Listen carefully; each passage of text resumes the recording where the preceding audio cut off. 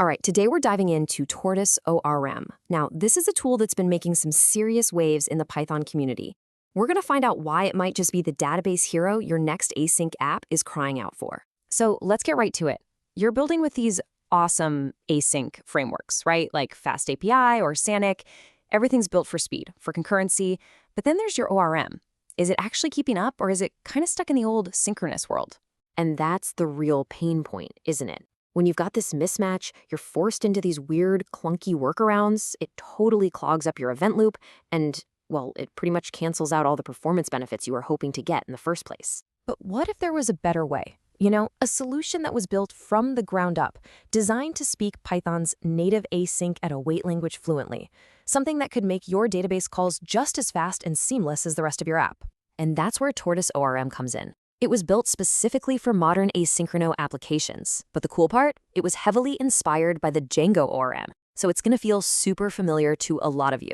It's all about combining that power with real ease of use. Okay, first up, the async database problem. Let's really dig into why blocking your app for a database call is such a performance killer these days. All right, now for the fun part, a quick tour of Tortoise. Let's actually see what it feels like to use this thing. We'll walk through some of the most basic database operations. So we're going to cover the 4 fundamentals, create, read, update, and delete, the whole CRUD cycle. And what I want you to notice in every single step is how async await is right there, front and center. It keeps the code super clean, readable, and most importantly, non-blocking. Everything starts with the model, right? And immediately, you can see the Django inspiration. The syntax for defining your data models is just so clean and concise.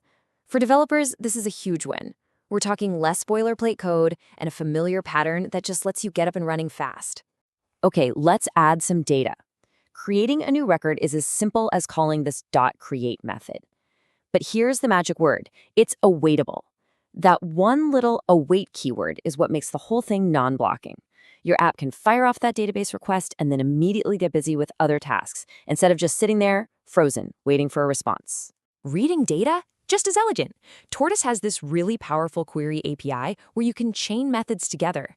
See how you can build up a complex query piece by piece and it's still super readable? And here's the really clever part. The database doesn't actually get hit until the very end, when you finally await the result. It's smart about it. And to finish our tour, updating and deleting records, well, they follow the exact same pattern. You grab an object, you change some of its attributes, and then you just await the .save method. Want to get rid of it? You just await the .delete method.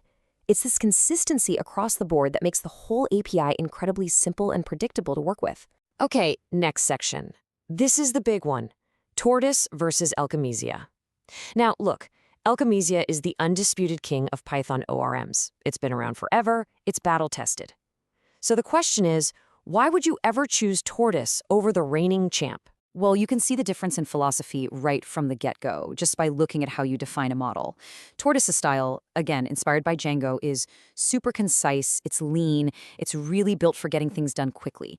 SQLAlchemy, on the other hand, is more explicit, more verbose. It gives you this incredible fine-grained control, but yeah, it comes with a bit more code.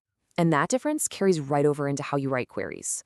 With Tortoise, you get this really intuitive, awaitable method chaining API that just feels native inside an async codebase. Now, SQLAlchemy uses its SQL expression language, which is insanely powerful. Don't get me wrong, you can do anything with it. But Tortoise's approach is often simpler and just feels more tightly integrated with frameworks like FastAPI.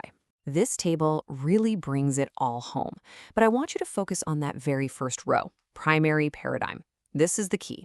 Tortoise is async-first. It was born and raised in the async world.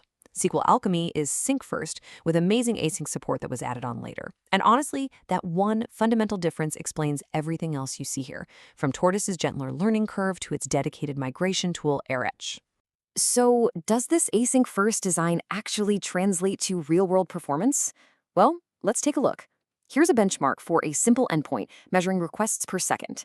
With Tortoise, the server is handling over 8,000 requests. The exact same setup with SQLAlchemy is handling about 1,500. That's not a small difference. That is a 5x performance gain just from choosing a native async ORM. That's huge. Of course, an ORM can't live on an island. So for our next section, let's check out the ecosystem and integrations and see how Tortoise plays with all the other tools you're probably already using.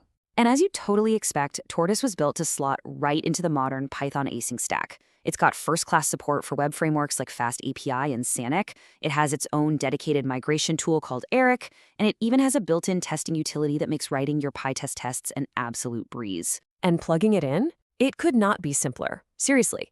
In a FastAPI app, for example, it's just this one function call. That's it.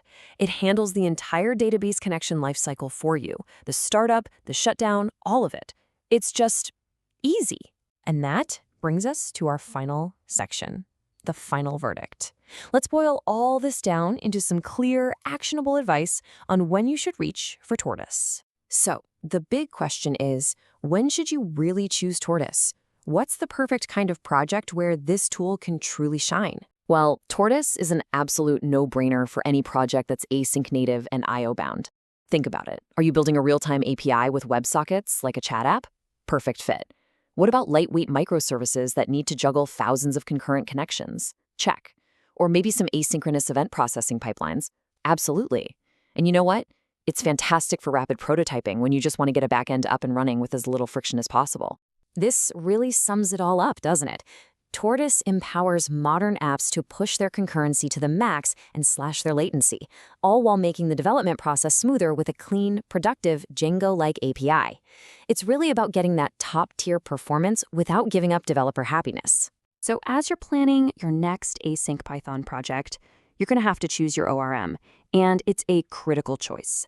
In the race for performance, for concurrency, and for a better development experience, well, the data seems to suggest that in this story, the Tortoise isn't slow and steady, it's just plain faster.